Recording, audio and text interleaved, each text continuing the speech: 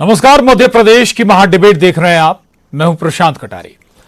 राम नवमी का दिन दोपहर करीब 12:30 बजे भक्ति में डूबे लोगों के कानों में ऐसी खबर पड़ी कि अंदर तक हिल गए लोग। जी हां, इंदौर के बेलेश्वर धाम में बावड़ी की छत धंसने से दर्जनों श्रद्धालु उसमें समा गए। हालांकि रेस्क्यू लगभग अब पूरा हो गया है, लेकिन जहन में सवाल कौन रहा है, आखिर 36 मौत का जिम्मेदार कौन?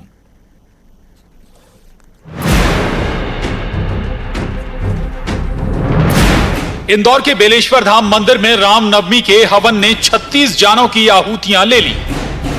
हवन में शामिल होने भारी संख्या में श्रद्धालु पहुंचे थे। इस मंदिर का बावड़ी पर स्लैब डालकर विस्तार किया गया था और वही स्लैब धराशायी हो गया। सवाल यहीं से उठे, आखिर 36 मौतों का दोषी कौन? मुख्यमंत्री ने मजिस्ट्रियल जांच के आदेश भी दे दिए। घटना की जांच के निर्देश दिए हैं। मजिस्ट्रियल जांच की होगी जो जिम्मेदारी तय करेगी और पुलिस ने प्रकरण भी पंजीबद्ध कर दिया है। जांच के आधार पर जो भी दोषी होंगे उनके खिलाफ कार्रवाई होगी। हादसे के बाद आरोप प्रशासन के देर से सक्रिय होने पर भी लगे। समय रहते रेस्क्यू वाजिब टीम और संसाधनों के साथ शुरू होता तो शायद ज्यादा जीवन बचाए जा सकते थे। सारे जितने भी व्यक्ति जो गुमे थे वे बरामद, मतलब उनका आइडेंटिफिकेशन हो गया है और उनका रिकवरी हो गई है। परंतु इन गुमशुदा के अलावा अगर कोई और भी हो सकता है, उस संभावना को भी दूर करने के लिए प्रथम दृष्टया अभी ये भी प्रतीत होता है कि BOBI ने ऑर्डर करने के बाद 30 जनवरी को ऑर्डर किया था अवैध निर्माण का। बावड़ी वाला विषय अलग है, उस पर कार्रवाई जैसी होनी थी उनके खिलाफ भी मैंने सस्पेंड करके जांच करने के निर्देश दिए हैं। हालांकि मसला विशुद्ध रूप से सियासत का नहीं है, लेकिन राजनीतिक प्रतिक्रियाएं इस पर भी आईं, उनका जवाब भी आया। नगर निगम नोटिस देके के अपने कार्यों को इतनी श्री मान लेता है। अब ये सारा की सारा प्रशासन, और सवाल इस बात का है कि जो अवैध कब्जाधारी वहाँ पे हैं वो और प्रशासन दो ही मिलके इसके दोषी। इतना बड़ा हादसा, 36 लोगों की जान चली जाना अपने आप में, मैं समझता हूँ कि इससे बड़ी दुखद घटना शायद हो नहीं सकती। जो भी उसके अंतर्गत लापरवाही किसी की भी होगी, कौन जिम्मेदार है, ये दिग्विजय सिंह जी के कहने से या मात्र मेरे कहने से ये नहीं होता। प्रशासन और जो जांच के आदेश में जब जांच होने के बाद जो तथ्य आएंगे उसके आधार पर जिन लोगों ने लापरवाही की है, कोई भी कारण हो सकता है, उनके खिलाफ कड़ी कार्रवाई होगी। रामनवमी पर इंदौर में हुए हादसे ने स्थानीय और निगम प्रशासन की पोल जरूर खोल दी। आखिर कैसे बावड़ी पर अवैध कब्जा कर स्लैब डाली गई, मंदिर निर्माण हो गया। इससे पहले निगम ने अवैध निर्माण हटाने नोटिस भी दिया। जवाब में मंदिर का जीर्णोद्धार बताकर अवैध निर्माण छुपाया गया। निगम मौन हो गया। इंदौर नगर निगम के दस्तावेजों में 629 बावड़ियां दर्ज हैं, उनमें इस बावड़ी का जिक्र नहीं।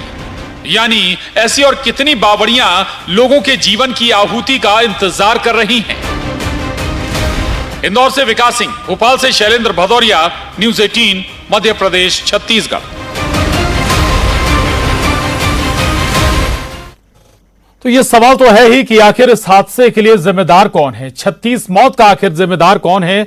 सवाल यह भी है कि आखिर और कितने हादसे अभी इंतजार कर रहे हैं। चूंकि निगम के अगर हम दस्तावेजों को देखें तो 329 बावड़ियां उसके दस्तावेजों में दर्ज हैं, जबकि जो बावड़ी जिसकी छत ढही है या हम कहें कि स्लैब ढही है, वो बावड़ी निगम के दस्तावेजों में मौजूद ही नहीं थी। यानी कि ऐसी और दर्जनों बावड़ियां हो सकती हैं जिन पर अवैध कब्जा किया गया हो, जिन्हें ऊपर से पैक कर दिया गया हो, ढक दिया गया हो, लोगों को मालूम ही ना हो कि यहां पर नीचे बावड़ी, और वो कभी भी हादसे का शिकार हो सकते हैं। 3 खास मेहमान हमारे साथ इस वक्त जुड़े हैं, उनके पास चलेंगे चर्चा के लिए। सबसे पहले आपसे तारुफ करा दें, संतोष गौतम जी हैं, प्रवक्ता कांग्रेस। संतोष जी स्वागत है। जेपी मूलचंदानी जी, प्रवक्ता बीजेपी, आपका स्वागत है। और साजिद खान साहब हमारे साथ हैं, फायर एंड रेस्क्यू ऑफिसर, नगर निगम भोपाल, आपका भी बहुत स्वागत है। साजिद खान साहब, सबसे पहले मैं आपके पास ही आऊंगा। ये पूरा रेस्क्यू ऑपरेशन संभवतः अभी भी चल ही रहा है, जो कल से ही शुरू हुआ था। लगभग कहा जा रहा है सब लोग निकाल लिए गए। पूरे रेस्क्यू ऑपरेशन पर आपका ऑब्जर्वेशन जरूर चाहेंगे।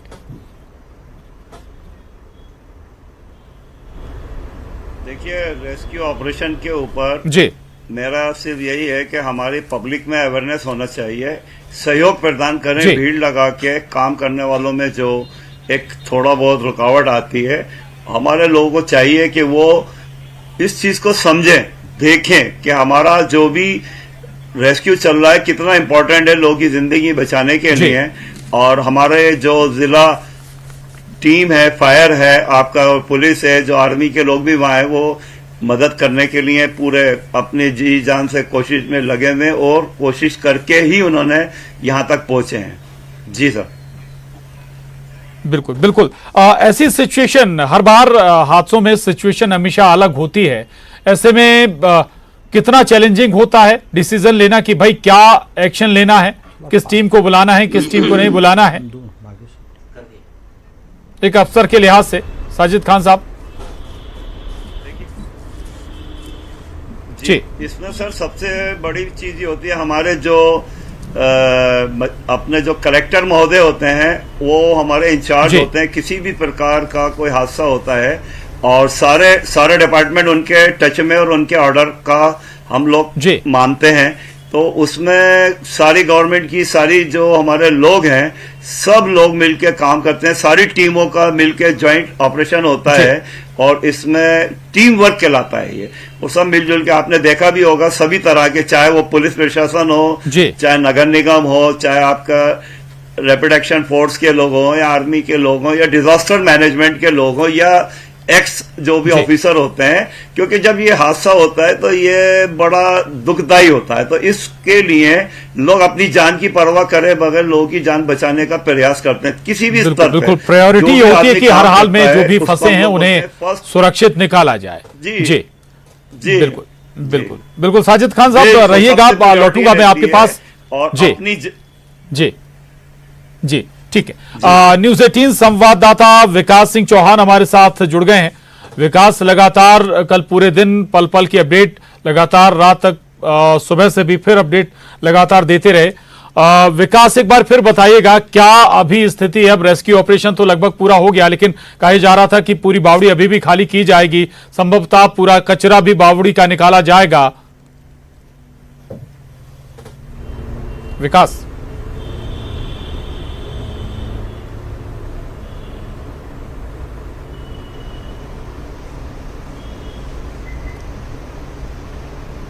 विकास आवाज आप तक पहुंच रही है?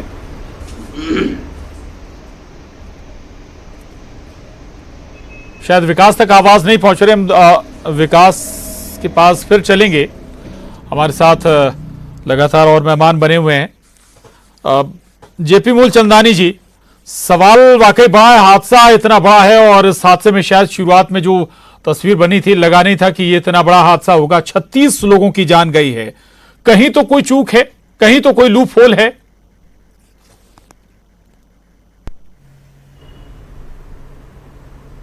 नहीं, देखिए, जो ये घटना, अप्रत्याशित घटना जो घटी है, मुझे लगता है कि इसका किसी ने न तो सोचा होगा ना आकलन करा होगा। और ये ऐसी घटना है जो बड़ी दुखदाई घटना है, मन को बहुत दुख देने वाली घटना है।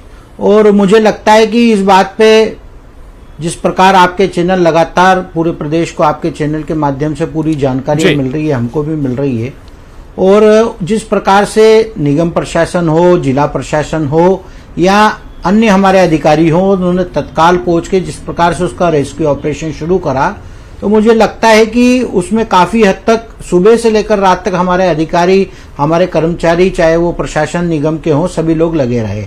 निश्चित रूप से ये घटना दुखदाई है और जो घटना जिनके कारण हुई है वो दोषी हैं और दोषियों पर कार्रवाई होगी। माननीय मुख्यमंत्री जी कल से ही इस पूरे मामले पर मिनट टू मिनट का पूरा वो दृष्टि रखे हुए हैं, पूरी वॉच रखे हुए हैं उन्होंने तत्काल कल ही मजिस्ट्रेट जांच के इसमें आदेश दिए थे। आज आपने देखा होगा वो सुबह इंदौर पहुंचे थे। इंदौर में उन्होंने पूरी परिस्थिति को देखा, समझा और घटनास्थल पर भी गए और हॉस्पिटल में भी जाके सभी लोगों से मिले हैं। उन्होंने पूरी चीज को उन्होंने ऑब्जर्व करके और तुरंत 15 दिन के अंदर इस जांच रिपोर्ट को पूरे इसको मजिस्ट्रेट जांच के आदेश करके 15 दिन में उसके डिसीजन को लेने का अधिकारियों को निर्देश दिए हैं। दूसरी ओर आपकी बात बिल्कुल सही है कि जवाबदेही तो तय करना पड़ेगी, वो चाहे कोई भी हो, किसी भी वर्ग का और किसी भी पार्टी से जुड़ा हो। मैं आपके चैनल के माध्यम से प्रदेश की जनता को यह आश्वस्त करना चाहता हूं कि इतनी बड़ी घटना हो गई, इस घटना में जो भी दोषी हैं, जांच में जो भी दोषी पाए जाते हैं, उनको कतई नहीं छोड़ा जाएगा, उन पर सख्त से सख्त कार्रवाई होगी। आपने देखा होगा कि आज हमारे इंदौर महापौर पुष्यमित्र भार्गव जी ने 2 अधिकारियों को सस्पेंड किया है। वहां के जो अध्यक्ष थे और सचिव थे उनके ऊपर FIR दर्ज हो गई है।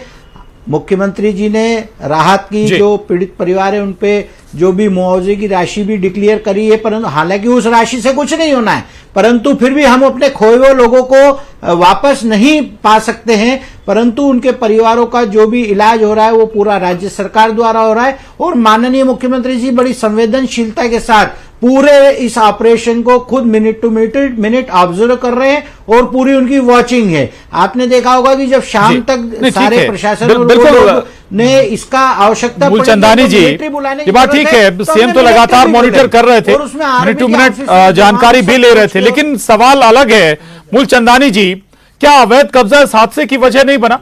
क्यों निगम प्रशासन मौन बना रहा? मैं निश्चित रूप से आपकी बात को जिम्मेदारी के साथ बोलता हूं कि आप जो बोल रहे हैं निश्चित रूप से सही है। इस टाइप की कोई भी कब्जा किसी भी वर्ग, किसी भी जाति, धर्म, संप्रदाय या किसी भी पार्टी से जुड़े लोगों द्वारा हो वो गलत है। उसको मौत की कुएं की परमिशन किसी को नहीं है पूरे हिंदुस्तान में। इसलिए आपने देखा होगा कि जो निगम के अधिकारी हैं उन्हें दोनों को सस्पेंड कर दिया गया। जिन्होंने जो कृत्य किया है, जो सोसाइटी थी उसके अध्यक्ष और सचिव पर FIR दर्ज हुई है। तो ये सारी कार्रवाइयां, अब इसमें राजनीति करने का मतलब नहीं है, परंतु ये माननीय शिवराज सिंह चौहान जी ने, मुख्यमंत्री जी ने निर्देश तुरंत देके ये सारी कार्रवाइयां करवाई है। आज का विषय, आज की बहस राजनीतिक नहीं है, ये आज की हमारी और आपकी चर्चा बिल्कुल नहीं है राजनीतिक, हम उस तरफ ले भी नहीं जाना चाहते मूलचंदानी जी, हम बिल्कुल बात कर भी नहीं रहे हैं कि राजनीति की, लेकिन हम केवल कोशिश कर रहे हैं जहां से ये गड़बड़ी हुई है, 36 जाने जहां से गई हैं। मैं आ रहा हूं आपके पास, संतोष गौतम जी हमारे साथ बने हुए हैं। संतोष जी, बहुत बड़ा हादसा है, 36 जाने गई हैं, क्या आपको नजर आता है, क्या इसकी वजह मुख्य आपकी नजर से? देखिए, हादसा बेहद दुखद है और शोक संतप्त परिवारों के प्रति मेरी और कांग्रेस की संवेदना है, और जितने भी घायल हैं उनका शीघ्र इलाज हो, वो शीघ्र स्वस्थ हो, ये हम सभी चाहते हैं, पूरा इंदौर चाहता है, पूरा मध्य प्रदेश चाहता है। लेकिन इस बात की शुरुआत कहां से हुई? इन घटनाओं का राजनीतिकरण तो नहीं होना चाहिए, लेकिन जब बात सामने आती है, तो जब मामले की परतें खुलती हैं, तो उसमें एक बात स्पष्ट रूप से नजर आती है। और अब जब सारा मामला साफ हो गया है, तो यह बात बिल्कुल साफ है कि बेलेश्वर महादेव झूलेलाल मंदिर ट्रस्ट बनाया गया, और ट्रस्ट का मुखिया कौन था? भारतीय जनता पार्टी का पूर्व पार्षद सेवाराम गलानी, और जो किसका समर्थक है? जो इंदौर के सांसद शंकर लालवानी के समर्थक हैं। और शंकर लालवानी जी आज इंदौर के इस हादसे के बाद इंदौर के उन दुखी परिजनों को, इंदौर की जनता से मुंह छिपाने के लिए भोपाल चले गए, और किसको मुंह दिखा रहे हैं? वहां जाकर जो सिंधी समाज का महासम्मेलन है उसके अंदर मोहन भागवत को मुंह दिखाने के लिए फूलों से सजे मंच पर वो बैठे रहे और इंदौर की जनता से मुंह छुपाते वहां चले गए। क्यों?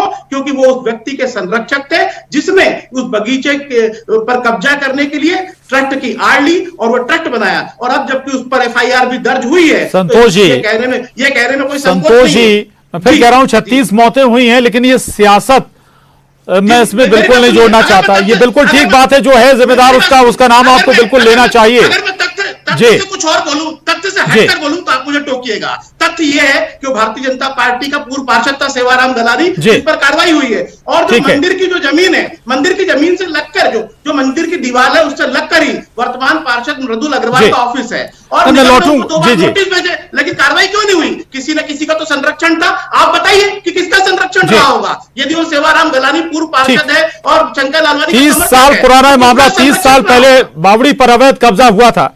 मैं लौट रहा हूं आपके पास संतोष जी, मेरे संवाददाता विकास सिंह चौहान भी जुड़ गए हैं।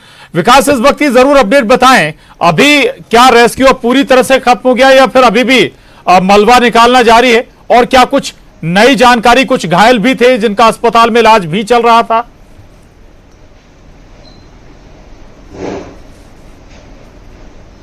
बिल्कुल प्रशांत, ये हादसा कल दोपहर 11:30 बजे पेश आया और उसके बाद से ही लगातार न्यूज 18 की टीम 12 बजे घटनास्थल पर पहुंच गई थी और उसके बाद से लगातार पल पल के अपडेट आपके माध्यम से दर्शकों तक पहुंचाए जा रहे थे। पूरे प्रदेश भर के जो दर्शक है वो इसकी अपडेट देख रहे थे। बहरहाल 36 लोगों की दुखद मौत ये झकझोर देती है सभी को कि आखिर ये इतना बड़ा मौत का आंकड़ा कैसे पहुंच गया। और उस वक्त जब लोग पूजा में व्यस्त थे, हवन और पूजन कर रहे थे, लेकिन अब इसके बाद बड़ी बातें जरूर की जा रही है, कड़ी कार्रवाई का दावा किया जा रहा है, लेकिन अक्सर घटना के बाद ये जुमले देखने को मिलते ही। अब ये जरूर देखना होगा कि आने वाले वक्त में किस प्रकार की कार्रवाई होती है और जिसे सबसे ज्यादा दोषी माना जा रहा है क्या उसके खिलाफ कोई कड़ी कार्रवाई होती है। चूंकि दबी जुबान से कई जिम्मेदार, कई रसूखदार लोगों के नाम लिए जा रहे हैं, उन्हीं का संरक्षण कहीं ना कहीं कुछ लोगों को प्राप्त है। बहरहाल अब अगर रेस्क्यू की बात की जाए तो दोपहर के वक्त में रेस्क्यू वो पूरा कर लिया गया। जो मिसिंग पर्सन थे वो कोई नहीं है, लेकिन जो घटना स्थल था उसे पुलिस ने अपनी निगरानी में रखा है, लिहाजा पूरे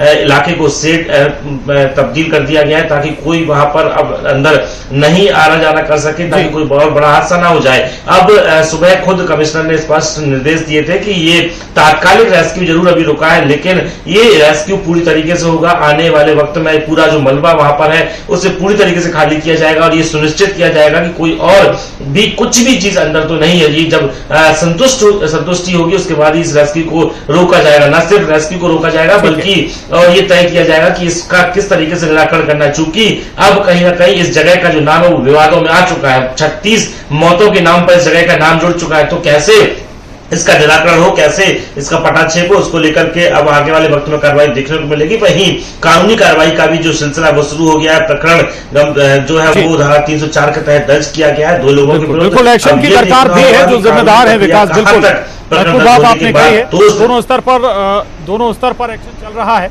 ठीक है, मैं लौटूंगा। जेपी मूलचंदानी जी, धार्मिक स्थलों की आड़ में अवैध कब्जा ये कोई नई बात नहीं, और किसी एक धर्म की बात मैं नहीं कर रहा हूं, किसी भी धर्म के धार्मिक स्थल की आड़ में अगर अवैध कब्जा होता है तो भाई सियासत मौन क्यों हो जाती है, निगम प्रशासन मौन क्यों हो जाता है, स्थानीय प्रशासन क्यों उसके कदम ठहर जाते हैं?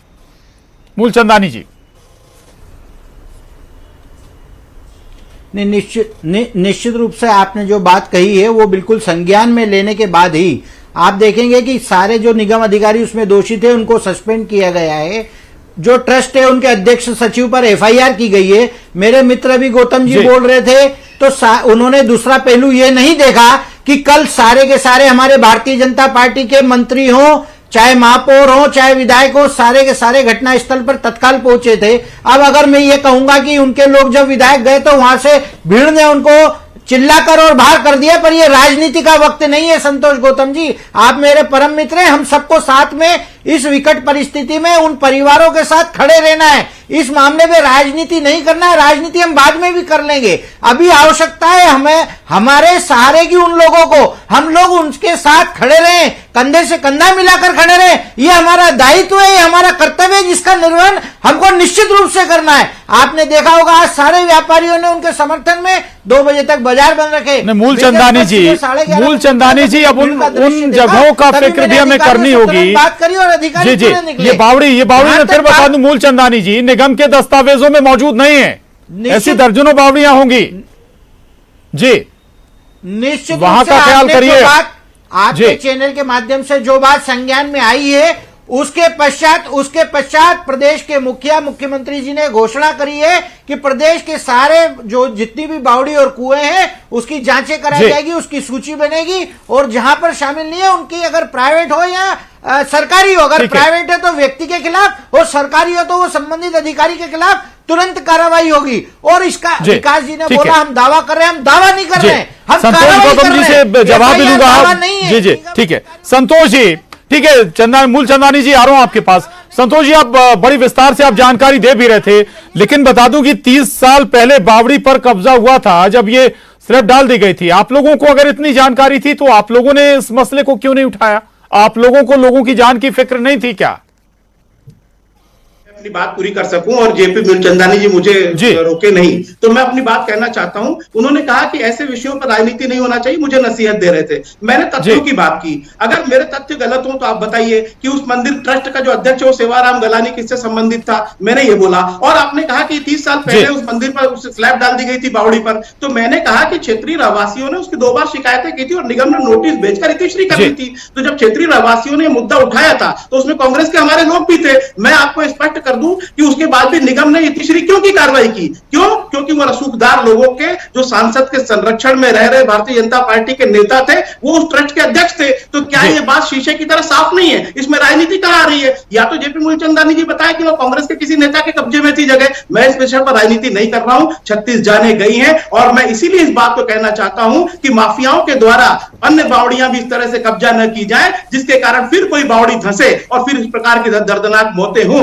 तो मैं भारतीय जनता पार्टी में कोई भी सरकार हो वर्तमान, मैं कहना चाहता हूं कि माफियाओं पर कार्रवाई करिए। कमलनाथ जी से कुछ सीखिए कि किस प्रकार से हमारी सरकार आई थी तो उन्होंने माफियाओं पर कार्रवाई की थी। भू माफिया और कैसे लोग उनके डर के मारे भागने लगे थे। तो मैं कहता हूं कि चाहे वो सांसद के संरक्षण हो, विधायक के संरक्षण हो, माफिया माफिया है। अगर उन पर कार्रवाई होती रही तो मूलचंदानी जी जवाब देंगे आप इस पर?